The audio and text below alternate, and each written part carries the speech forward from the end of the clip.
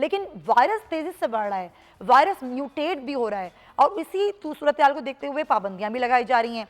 आप क्या समझते हैं डॉक्टर होने के नाते, क्या पहले वाली सूरत हाल जो पिछले साल थी पाबंदियों की एनसीओसी के तहत, क्या वो पाबंदियां दोबारा लग सकती हैं, वैसा ही लॉकडाउन के दोबारा हो सकता है?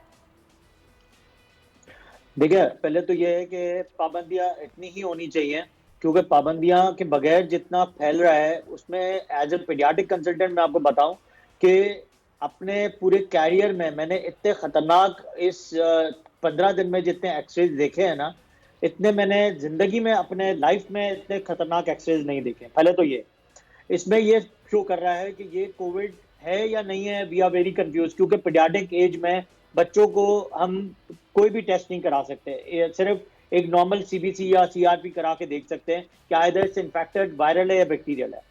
सेकेंडली, जब तक ये पाबंदियां नहीं लगेंगी, जब तक कि आप बहुत ज्यादा स्ट्रिक्ट इस पे, अगर आप मास्क के इस पे नहीं जाएंगे, सैनिटाइजर पे नहीं जाएंगे, एसओपीज को फॉलो नहीं सॉरी टू करेंगे, तो इंटरप्ट यू मुझे डॉक्टर मेरे साहब, ख्याल से बिल्कुल तो आप ये और सही बढ़ कह रहे हैं। जाएगा। ये देखिए, ये चीजें तो हैं, लेकिन बच्चों के बारे में क्या है, बच्चों के बारे से कोई केस सामने नहीं आया कोविड का, लेकिन ये जरूर कहा गया कि बच्चे करियर हैं। बच्चे करियर कैसे हो सकते हैं, जरा ये मुझे बताइएगा। दूसरे ये कि स्कूल्स नहीं सारे, सर मेरा सवाल सुन लें, स्कूल्स पहले बंद हुए, बच्चों का तालीमी साल का बहुत नुकसान हुआ।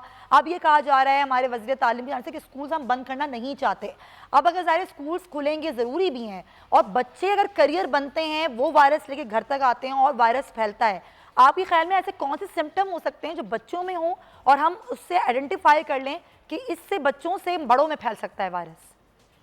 नहीं, अगर आप इस 15 डेज में देखें तो बच्चे कैरियर नहीं है, बच्चे इन्फेक्टेड हो गए। अच्छा। और लिटरली अगर आप देखें कि इनकी जो सिचुएशंस हैं, वो मैं डेली बेसिस पे बहुत सारे पेशेंट्स देख रहा हूँ, और उनके एक्सरेज मैंने आपको बताया, एक्सरेज बहुत खराब देख रहा हूँ, जो मैंने अपनी लाइफ की हिस्ट्री में इतने एक्सरेज खराब नहीं देखे हैं। और अगर आप लास्ट वीक के आप न्यूज में देखें, न्यूज़ेस देखें, तो 38 बच्चे इन्फेक्टेड हुए और उनकी डेथ्स भी हुई हैं।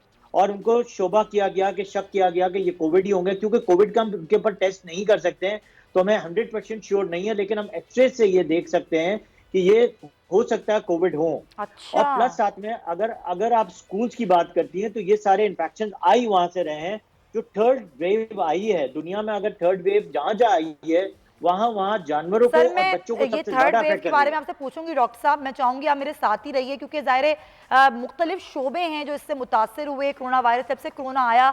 और ज़ाहिर 2019 से लेकर हम 21 में आ गए हैं और ये तमाम तर सूरत हाल हमारे सामने, लेकिन हमें जीना इसके साथ है। अब एनसीओसी का फैसला ये कि तिजारती मराकिज़ की जो टाइमिंग्स हैं वो 8 बजे तक कर दी गई हैं। रमज़ान आ रहे हैं, आगे ईद है, पिछले साल भी कुछ ऐसी ही सूरत हाल थी। ताजिर इसको किस तरह ले रहे हैं? शर्जील गोपलानी साहब मेरे साथ मौजूद हैं, ताजिर रहनुमा। गोपलानी साहब बहुत शुक्रिया। पिछले साल भी कुछ ऐसी ही सूरत हाल थी, हमने रोज़ाना की बुनियाद पर आपसे गुफ्तगू करते रहे, बहुत नुकसान हुआ ताजिरों का, लेकिन ज़ाहिर कोरोना भी बढ़ रहा है, अब एक बार फिर वही सूरत हाल आ गई है और एनसीओसी ने सख्त फैसले भी करना शुरू कर दिए हैं। ताजिर कैसे देख रहे हैं इन फैसलों को? देखिए, हमने पिछले साल बहुत भयानक तजुर्बा हमारा रहा और हमने देखा कि हुकूमत ने हमें कहीं कोई सपोर्ट नहीं की। इवन जो बच्चों की जो स्कूल फीसेस की प्रोविंशियल गवर्नमेंट ने बात की थी 20% वेव करने की फीस में चलान में, वो तो जैसे स्कूल खुले उन्होंने हमें लगा के भेज दिए, बच्चों की फीसेस हमने पे करना शुरू कर दी। आज भी एक केस हुआ है नाजमाबाद में, आपने देखा कि बच्चे की स्कूल की फीस नहीं जमा की कर पाए और बच्ची को स्कूल ने बाहर निकाल दिया।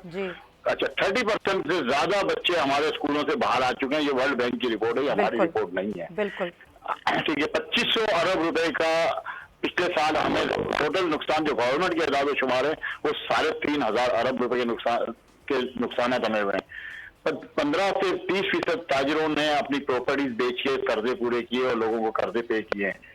अब हुकूमत के पास हमारा हालत ऐसे नहीं है कि हम सर्वाइव कर पाएंगे लॉकडाउन करके, और स्पेशली रमजान का अगर सीजन निकल गया इस साल का, तो आप ये यकीन करें इंडस्ट्री तो आपकी रुकेगी, लेकिन जो ट्रेडर्स का हाल होगा वो ज्यादा बुरा होगा, क्योंकि रमजान का मेन हमारा सीजन होता है जिसमें पूरे पाकिस्तान में लोग शॉपिंग करते हैं। और सबसे बड़ा मसला ये है कि आपको मार्केट्स खोलनी पड़ेंगी, क्योंकि दिन में हम लोग जो अपने तो आप लोग फैसला मानेंगे हुकूमत का मार्केट्स 8 बजे बंद करने का? पॉसिबल ही नहीं है ना। देखिए, पंजाब में इन्होंने फौज लिया है, ठीक है, ले आए फौज, पॉसिबल नहीं है। जो हुकूमत जो इकदाम करने जा रही है उससे अमल किया जाए।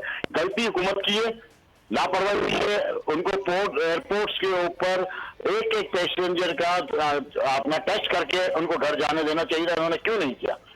जो कैरियर्स आ रहे हैं, जो एयरलाइन थी, उनको बोलते हुए 5,000 रुपये, आप 6,000 रुपये जो कॉस्ट आ रही है वैक्सीन इसकी टेस्ट की, वो आप उनपे लगाते। आज इस वक्त पूरी दुनिया में आप देखेंगे जो 20,000 का फेयर था दुबई का, वो 40,000 रुपये लोग पे कर रहे हैं ना। जी हाँ, तो पैसेंजर को पे करते हैं इनबाउंड में, आप तमाम एयरपोर्ट्स के ऊपर, तमाम बॉर्डर्स के ऊपर आप इनको टेस्टिंग करते हैं, 24 आवर में रिजल्ट आ जाता है, 24 आवर बाद उनको अलाउ करते हैं बाहर निकले, आप 24 आवर। अच्छा, अब आपने पहले भी कहा था कि ज़ाहिर है हुकूमत ने आपको रिलीफ पैकेज का ऐलान किया, लेकिन कोई रिलीफ पैकेज नहीं दिया।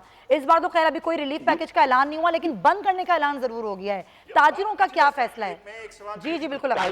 शर्जील साहब, मैं एक सवाल कर रहा हूँ, मैं नज़ीर लगारी बोल रहा हूँ। मेरा सवाल ये है कि पिछले साल हुकूमत ने कुछ तकरीबन 12 खरब रुपए रिलीफ पैकेज का ऐलान किया था, उसमें से 1 खरब या 1 खरब से कुछ ज्यादा तो वो लोगों में, आम लोगों में 6-6 हज़ार करके बांटे गए थे। बाकी पैसे जो हैं वो उन्होंने आपके दीगर सेक्टर जो है, बिजनेस सेक्टर जो है, उनको देने थे। तो आप लोगों को क्या मिला उसमें से? लगारी साहब, सिर्फ इंडस्ट्रियलिस्ट को पैसा मिलता है इस मुल्क के अंदर, और वो भी स्पेशली सिर्फ टेक्सटाइल के ऊपर ही फोकस रखा जाता है, चाहे बजट हो चाहे कोई भी चीज हो। जो इंसेंटिव है इन्होंने सिर्फ टेक्सटाइल को देना है, ज्यादा से ज्यादा अब ये बिल्डर्स को शायद कुछ दे देंगे, ताजिरों के लिए 1 रुपया और आम आवाम के लिए कुछ भी नहीं है। हम तो बिलाशुदी कर्जा जो उनसे मांग रहे थे उसका भी कलेक्टर और सिक्योरिटी हम रखने को गवर्नमेंट को तैयार है। हमने तो यहाँ तक बात की कि आप हमने जिन लोगों ने टैक्स बढ़ाया हमारा 3 साल का पिछला, तो आप हमें वो दे दें और अगले 5 से 10 साल में हमको वापस ले लें। हमने तो मांगी है, हमने पैकेज थोड़ी मांगा था, हमने तो अपनी मैशियत को बचाने के लिए उनसे बात की थी। आज देखें, आज आप हुकूमत के आदाद शुमार उठा लें, आपकी 160 से 200% जो है महंगाई बढ़ी है, और लॉकडाउन के बाद बढ़ी है। आपकी डिमांड एंड सप्लाई कवर नहीं हो पाई, कंट्रोल नहीं हो पाई, इसकी वजह से प्रॉब्लम हुआ। आपके पास शिपिंग एक्ट नाम का कोई आइन कानून नहीं है। आपकी तमाम शिपिंग कंपनी ने हमसे डैमेज और डिटेंशन की मद में अरबों रुपए बटोरे, और हमने 12 दफा चीखा है हुकूमत को कि भाई जब लॉकडाउन है, हम कंटेनर बाहर नहीं निकाल पा रहे, तो हम डैमेज डिटेंशन कैसे दें? बिल्कुल, आपने ये आपने पॉइंट आउट किया था, हमारे ही शो में किया था, और कई बार हमने इस पर जो मुतालिका लोग थे, हुकूमती लोग थे, उनसे बात भी की थी। गुपलानी साहब, अब आपने तो बता दिया कि मुमकिन ही नहीं है कि हम इस पर अमल कर सकें जो एनसीओसी कह रहे हैं। अब अगर ये टाइमिंग जो कि आज 8 बजे, अगर रमजानों में ये टाइमिंग हो जाती है 6 बजे, और फिर ये कहा जाता है कि अगर आप लोग नहीं अमल करेंगे दुकानों को सील किया जाएगा, फिर आप लोग क्या करेंगे? गुपलानी साहब, देखिए, ये मामला बड़ा खराब हो जाएगा और इसमें हुकूमत की पोजीशन बहुत खराब होगी। ताजिर और हुकूमत आमने सामने होंगी, मैं आपको ये अभी से बता दूं। अच्छा, तो इस दफा हम किसी हालत में भी इस पोजीशन में नहीं है कि तो क्या ताजिर सड़कों पर भी आ सकते हैं एहतजाज करने? बिल्कुल हो सकता है। अरेस्ट आज जिस तरह इन्होंने 7 का अरेस्ट किया और ये समझ रहे हैं ताजिरों को भी अरेस्ट करेंगे, तो फिर आगे आप सोचेंगे मुल्क में कौन रह जाएगा मुल्क वतन। सही, हम 4 सीधी बात कर रहे हैं।